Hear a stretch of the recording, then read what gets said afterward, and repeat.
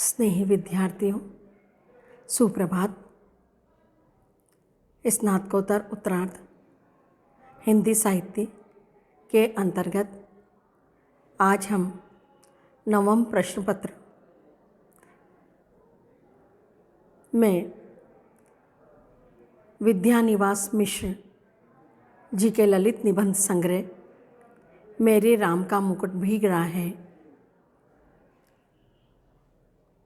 के निबंध मुकुट, मेखला और नुपुर के व्याख्या अंशों की चर्चा करेंगे।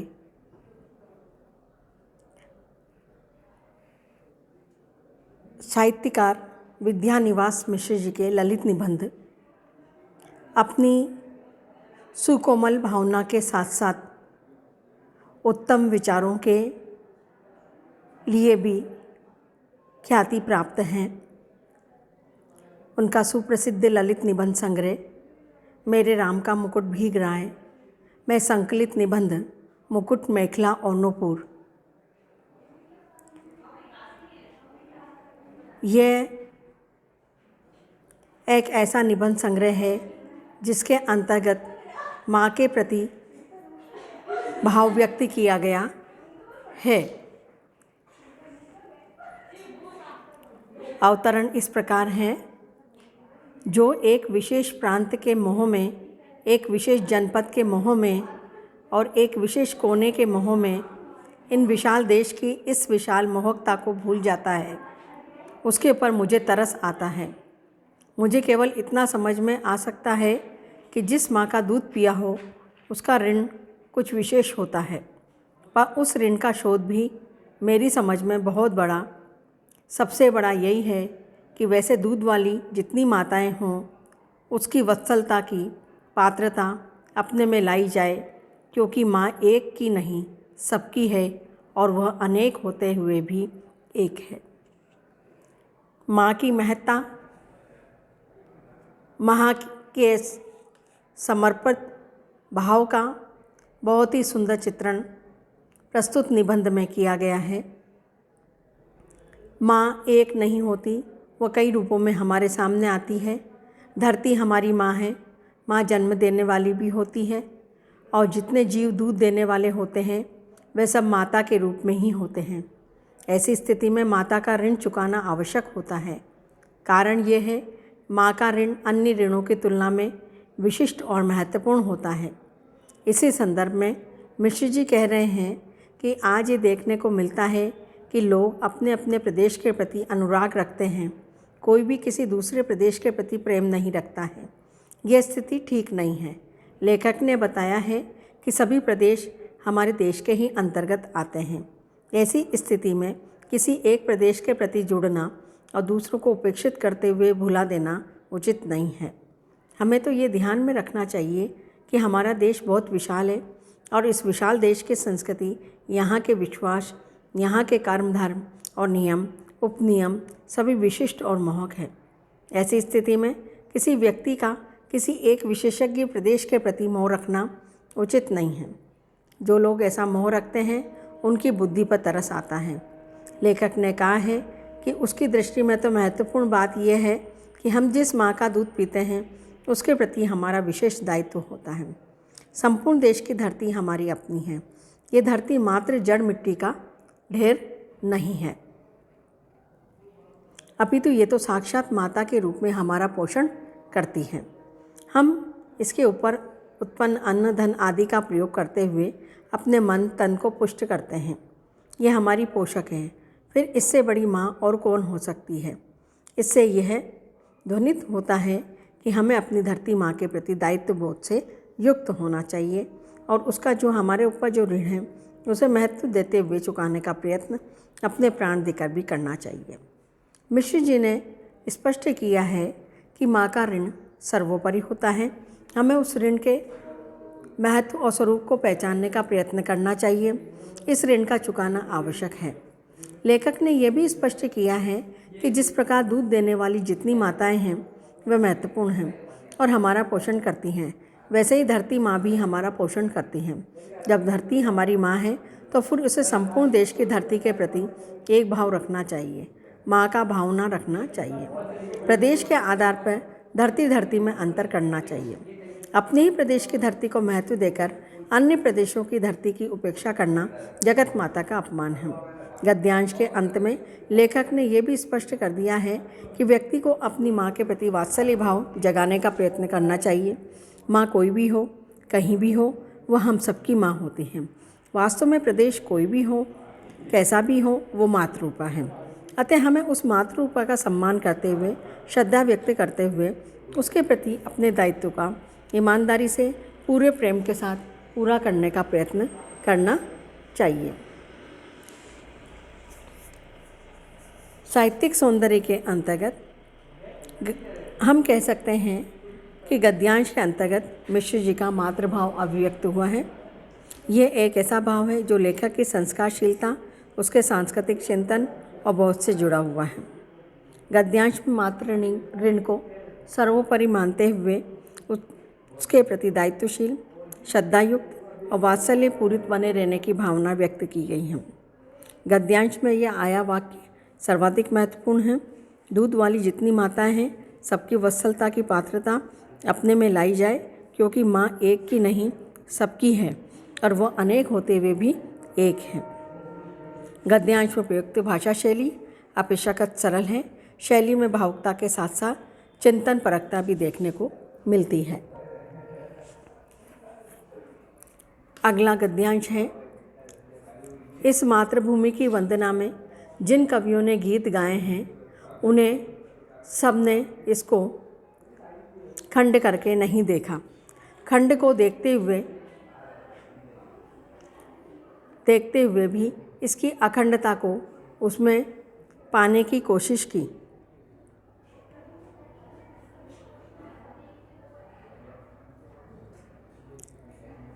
खंड को देखते हुए भी इसकी अखंडता को उसमें पाने की कोशिश की, पर इस अखंड भूमि को अपने खंड से तिरोहित करने का प्रयत्न उन्होंने नहीं किया।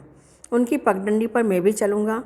विंध्य के अंचल में आया हूँ तो हिमालय से दूर होकर नहीं, सागर से दूर होकर नहीं, गंगा कावेरी से दूर होकर नहीं, बल्कि मन में इन सब की एकाकारता लाते हुए विंध्य का दर्शन करने आया हूँ। जिन लोगों को इससे अधिक पाने की मुझसे आशा होगी, उनसे मैं क्षमा चाहता हूँ। कहने का तात्पर्य यह है कि विद्यानिवास मिश्र जी ने इस गद्यांश में ये भाव व्यक्त किया है कि हमारे देश के कवियों लेखकों ने मातृभूमि की वंदना में अनेक शैलियों में गीत गाए हैं, किंतु किसी ने भी धरती को टुकड़ों में नहीं देखा। उसे सभी ने अखंड रूप में देखा है। इसी भाव को आधार बनाकर मिश्र जी कह रहे हैं कि धरती हमारी माँ है, इसलिए इसे मातृभूमि नाम दिया गया है। इसकी प्रशंसा, स्तुति और वंदना में अनेक कवियों ने अनेक प्रकार की कविताएं लिखी हैं। जिन कवियों ने मातृभूमि की प्रणाम करते हुए, इसकी स्तुति करते हुए जो गीत गाए हैं, उनमें भी धरती को अथवा धरती माँ को टुकड़ों में बांधकर देखने का प्रयत्न नहीं किया गया है। कवि चाहे किसी भी प्रदेश का रहा हो, उसे संपूर्ण देश की धरती को माता के रूप में स्वीकार किया है और उसकी अखंडता के आगे कोई प्रश्न चिन्ह नहीं लगाया है। इतना ही नहीं, सभी कवियों ने उस धरती माँ से कुछ न कुछ प्राप्त करने की कोशिश की है, क्योंकि माँ के टुकड़े नहीं किए जा सकते। मिश्र जी कह रहे हैं कि मैं भी इसी भावना का कायल हूँ, किंतु मेरा भाव भी संपूर्ण धरती के प्रति, चाहे वह किसी भी प्रदेश की हो, माँ की ही है। मैं भी धरती माता को अखंड रूप में श्रद्धा से देखता और पूछता हूँ। विंध्य प्रदेश में आकर भी मैं हिमालय के निकट हूँ, समुद्र से दूर रहकर भी उसके गर्जन को सुन रहा हूँ। गंगा कावेरी जैसे नदियों से दूर होकर भी दूर नहीं हूँ। मेरे मन में हिमालय, सागर और नदियाँ सभी एक रूप हैं। मैं इन सभी को कहीं भी रहूँ निरंतर अनुभव करता रहता हूँ। संकेत ये है कि ये सब स्थान नदियाँ धरती माँ के ही टुकड़े हैं, सपूत हैं, पुत्रियाँ हैं। अतः इनके प्रति समान भाव रखना, श्रद्धा रखना, वो भी पूरी अखंडता के साथ मेरे मन को आनंदित करता है। जो लोग मुझसे ऐसी भावना की कामना करते हैं, उनके प्रति मैं क्षमा प्रार्थी हूँ। तात्पर्य यह है कि मैं धरती माँ को यहाँ रहते हुए भी समूची धरती को प्रणाम भी करता हूँ और उसे सर्वत्र एक ही रूप में देखता हूँ। यह अखंड भाव ही मेरी निधि है। साहित्यिक सौंदर्य के अंतर्गत मिश्र जी ने मातृभूमि की वंदना उसके अखंड रूप में करते रहने की भावना को अभिव्यक्ति प्रदान की है। लेखक ने यह भी स्पष्ट कर दिया है कि मातृभूमि के गीत गाने वाले कवियों ने भी धरती को टुकड़ों में बांटकर नहीं देखा है, सभी ने उसके प्रति अखंड भाव बनाए रखा है। गद्यांश में प्रयुक्त भाषा अपेक्षाकृत सरल है। शैली में विनम्रता, स्पष्टता और व्यंजनात्मकता के साथ साथ प्रबोधन परकता का गुण विद्यमान है।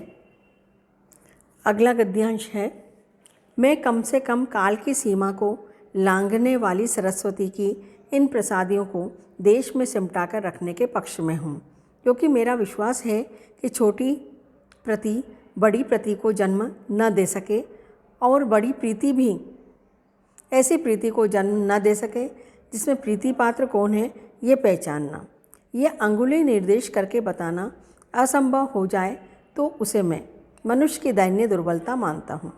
मनुष्य की पहचान निसंदेह ममता है, पर साथ ही मनुष्यता का मापदंड भी उस ममता का दान है।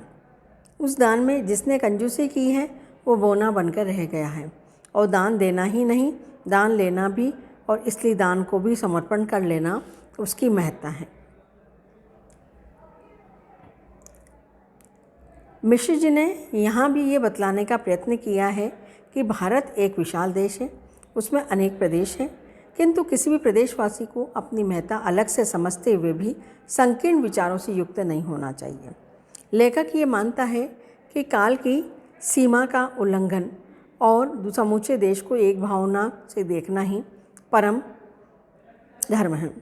साहित्यकार किसी एक प्रदेश से बंधकर नहीं रहता है। कारण यह है कि साहित्यकार को तो सरस्वती का प्रसाद प्राप्त होता है, और सरस्वती सबकी है, सभी को ज्ञान और विद्या लुटाती है। ऐसी स्थिति में कोई भी सरस्वती पुत्र सरस्वती का प्रसाद पाकर किसी एक कालखंड में सीमित कैसे रह सकता है। मिश्र जी सभी प्रदेशों में वितरित और विकसित सरस्वती के प्रसाद को पूरे देश में विकसित होते हुए देखना चाहते हैं। कारण ये है कि वे जानते हैं कि लघुता का भाव, अपने प्रदेश तक सीमित प्रेम बनाए रखने का भाव यदि बड़ा हो गया और बढ़ता गया तो मनुष्यता की हानि हो जाएगी। तात्पर्य यह है कि मनुष्य की छोटी प्रेम भावना से निकलकर विस्तृत और व्यापक प्रेमानुभूति को अपनाना चाहिए, उसे महत्व देना चाहिए। जो लोग सीमित भाव से सोचते और देखते हैं और अपना अस्तित्व प्रमाणित करना चाहते हैं वो ठीक नहीं है। ऐसा करने से मनुष्य की मनुष्यता लांछित होने लगती है। इसी कारण लेखक ने कहा है कि इस स्थिति को वह एक दयनीय कमजोरी मानता है।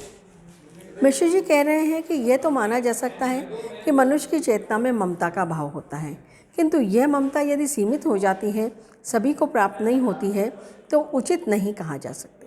कारण यह है कि मनुष्यता की पहचान ममता के दान में होती है। अभिप्राय यह है कि जो मनुष्यता का कायल है अतः उसे महत्व देता है, जो अपने स्थान के प्रति ममत्व रखते हुए भी दूसरों के प्रति भी ममता का दान देता है। मनुष्यता एक व्यापक मनोभाव है, उसे सीमित करके देखना और अपने प्रति ही ममता का भाव रखना किसी स्थिति में उचित नहीं है। जो लोग ममता का दान देने में कंजूसी करते हैं वे बोनेपन के शिकार हो जाते हैं। ऐसे लोग यदि ममता का दान देते भी हैं तो दान देना नहीं माना जा सकता। दान लेना भी एक कला है और देना भी एक कला है। दान प्राप्त करना तो ठीक है, किंतु जो प्राप्त दान है उसे पुनः दूसरों को दान में देना ये बड़ी बात है। ऐसे ही दान का महत्व है। साहित्यिक सौंदर्य के अंतर्गत मिश्र जी ने गद्यांश के अंतर्गत आत्म केंद्रित मनोभावों से प्रेरित और सीमित ममत्व और प्रेम रखने वाले व्यक्तियों पर कटाक्ष किया है। मिश्र जी वास्तव में ममता को मनुष्यता से जोड़ने के पक्ष में हैं। मनुष्यता बहुत बड़ी भावना है, ऐसी भावना का विस्तार अत्यंत आवश्यक है। मिश्र जी का सांस्कृतिक बोध स्पष्टता के साथ अभिव्यक्त हुआ है। इस गद्यांश में उन्होंने अपने सांस्कृतिक बोध के आधार पर ही अपने विचारों को अभिव्यक्ति प्रदान की है और इस अभिव्यक्ति में सहजता है, विश्वसनीयता है। गद्यांश में प्रयुक्त भाषा परिष्कृत होते हुए भी सीधी, सरल और स्पष्ट है। शैली की दृष्टि से देखें तो इसे व्यंग्य शैली, आक्षेप शैली और सूत्र शैलियों का प्रयोग हुआ है। गद्यांश में आया ये वाक्य मनुष्य की पहचान निसंदेह ममता है, पर साथ ही मनुष्यता का मापदंड भी उस ममता का दान है। अगला गद्यांश है, विंध्य की विशेषताएं भारत का केवल अलंकार बनने के लिए नहीं बल्कि उसका हृदय बनने के लिए मुझे अधिक उपयुक्त लगी, क्योंकि आखिर समस्त शरीर के रक्त का आकर्षण विकर्षण ही तो हृदय का काम है। भौगोलिक स्थिति में और ऐतिहासिक दृष्टि से भी ये प्रदेश उत्तर और दक्षिण, पूर्व व पश्चिम भारत का संदेश स्थल रहा है। आज एक सुगठित और चेतन इकाई के रूप में ये प्रदेश नई शक्ति लेकर उठ खड़ा है। तो केवल यही कामना है कि शक्ति का विनियोग गलत रास्ते में न हो। मैं जो कुछ देख सुन सका हूँ उससे मुझे बस यही लालसा हुई है कि वसुमती से सोए हुए ये शक्ति स्रोत समस्त भूमंडल में रस फैला सके। इस गद्यांश में भी मिश्र जी ने विंध्य प्रदेश की कुछ विशेषताओं की ओर स्पष्ट संकेत किया है। उन्होंने बता दिया है कि विंध्य प्रदेश की कुछ विशेषताएं तो इतनी प्रमुख हैं जिन्हें सभी को अपना लेना चाहिए। मिश्र जी का कथन है कि विंध्य प्रदेश की विशेषताओं में प्रमुख विशेषता यह है कि वो प्रदेश भारत का अलंकार बनने की नहीं, उसका हृदय बनने के अधिक उपयुक्त हैं। ऐसा कहकर लेखक ये संकेत करना चाहता है कि विंध्य प्रदेश में हृदय की भावनाओं का जो विकास हुआ है उन्हें सभी को आत्मसात करके आगे बढ़ने का मार्ग खोजना चाहिए। इसके पीछे लेखक का तर्क है कि हमारे शरीर में जो रक्त प्रवाहित होता है वह हृदय के माध्यम से होता है। विंध्य प्रदेश उत्तर, दक्षिण, पूर्व और पश्चिम सभी दृष्टियों से उसका महत्व है। स्पष्ट शब्दों में लेखक बतलाना चाहता है कि प्रदेश उत्तर, दक्षिण, पूर्व, पश्चिम भारत का संधि स्थल है। आज हमें एक संगठित और जीवंत इकाई के रूप में इस प्रदेश को स्वीकार करना चाहिए। आज ये प्रदेश एक नई जीवनी शक्ति लेकर आगे आया है। ऐसी स्थिति में हमें ये कामना करना चाहिए कि जो शक्ति यहाँ उभर रही है उसका दुरुपयोग न हो।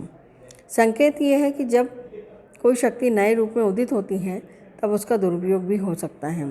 दुरुपयोग से निर्माण की अपेक्षा विनाश मार्ग खुलता है, अतः दुरुपयोग से बचना आवश्यक है।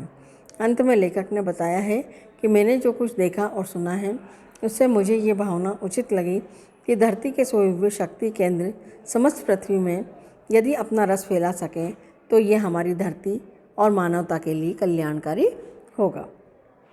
साहित्यिक सौंदर्य के अंतर्गत कहा जा सकता है कि मिश्र जी ने ये विचार व्यक्त किया है कि विंध्य प्रदेश हमारे देश का हृदय है। इसके महत्ता और इसमें उदित हो रही नई जीवनी शक्ति को सही दिशा प्राप्त हो, ये हमारे देश के लिए उचित होगा। मिश्र जी ने गद्यांश के अंत में जो कामना व्यक्त की है वो उनके मानवतावादी दृष्टिकोण और सांस्कृतिक बोध को रेखांकित करने वाली होती है। धन्यवाद।